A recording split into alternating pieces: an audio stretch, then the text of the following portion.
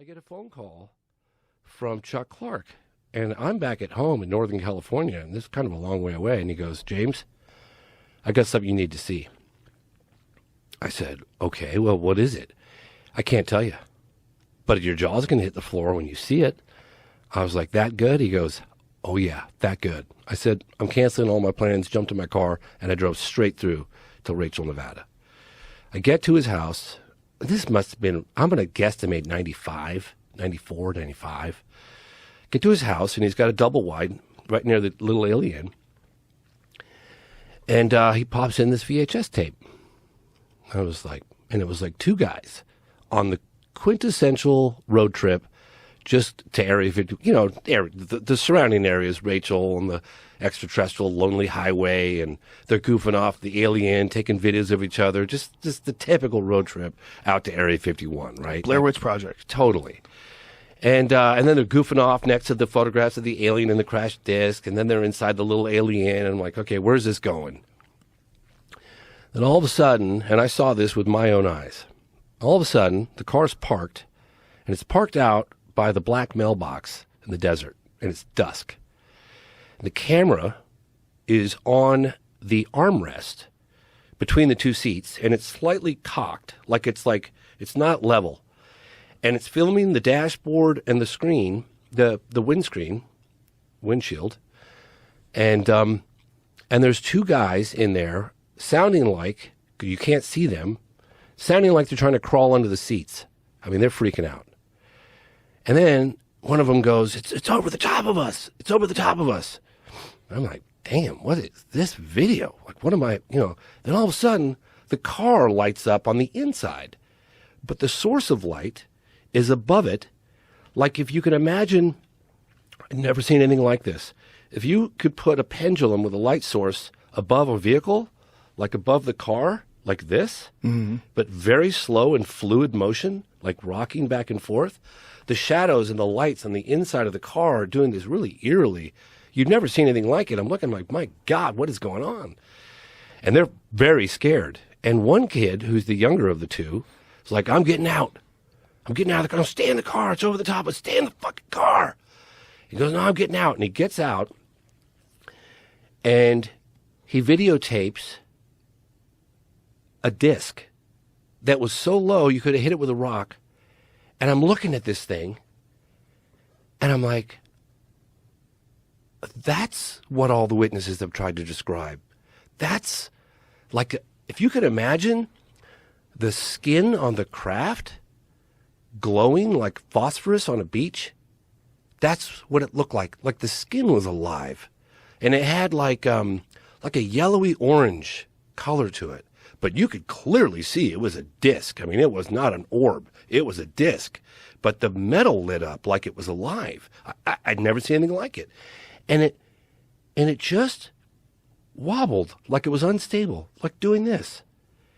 And the camera guy goes, oh, my God.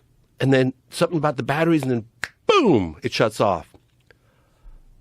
I looked over at Chuck Clark. I said, this is the video everyone's been waiting for.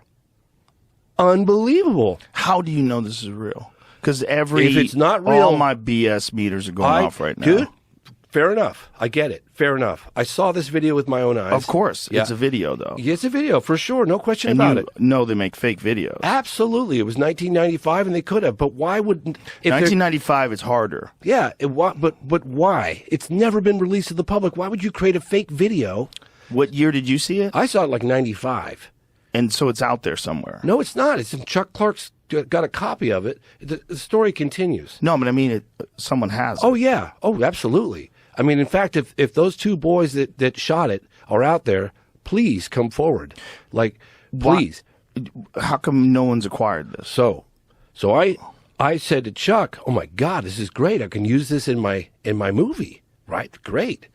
He goes, oh, no, they're terrified. I said, well, look, just put me in touch with the guys. You don't have to, like, give... But wait a minute. They're terrified, but they give it to a guy who lives in a trailer? I'm just telling you. Do you know what I'm saying, though? Absolutely. Hey, I'm really terrified. I don't want this getting out, but I'm going to give it to you. I get it. Guy who lives in a trailer. I get it. What does this guy do for a living? He was a former military guy, and he's retired. But Just a retired military sit with guy me for a on the minute trailer. here. This guy's a Fed. So that I he know. doesn't even live there. But no, he probably put on some fucking Okay, so the overalls story to hang gets out better. with you. The story Is gets his name better. Ray Epps? I know, Joe. Believe me, I get it. But the story gets better. Okay, so sit okay. tight. Okay.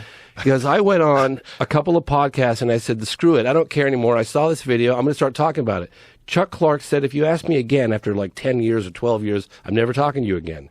So I was like, I of course asked him again. I said, I'll give you 30 grand for the video. And he's not talking to me. So right at that time, I'm going on the Impulsive podcast with Logan Paul. And I tell Logan Paul the story. And he has exactly the same response you have. And I don't blame you. Okay, I'm not here to convince anybody of anything. I'm just telling you what I saw. It was very impressive what I saw. Very impressive. If it was a fake, my God, that was well done. He should be making movies with Spielberg.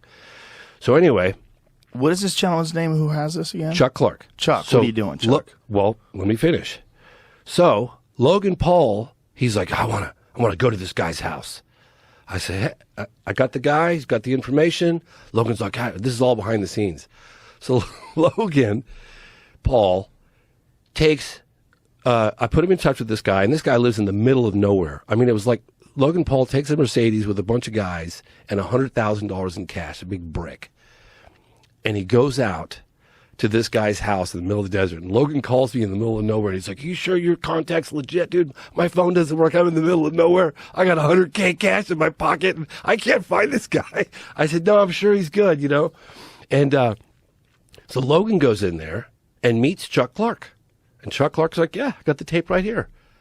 And so he says, I'll give you 100 grand for it. And the guy says, no way. And so Logan Paul, going to reveal this for the first time, Logan Paul has got a button camera on his dress, on his clothes. So Logan Paul's like, all right, well, this guy doesn't want to, he's going to die with it. So let's get this thing on camera. So Logan's like, well, let me see it at least. So Logan looks at it with this thing and, oh, could you show it to me again? Gets another angle, and then he leaves. So Logan's like, I don't know if I want to go public. I mean, I don't really own the video. I don't know. It seems like a bit of a gray zone.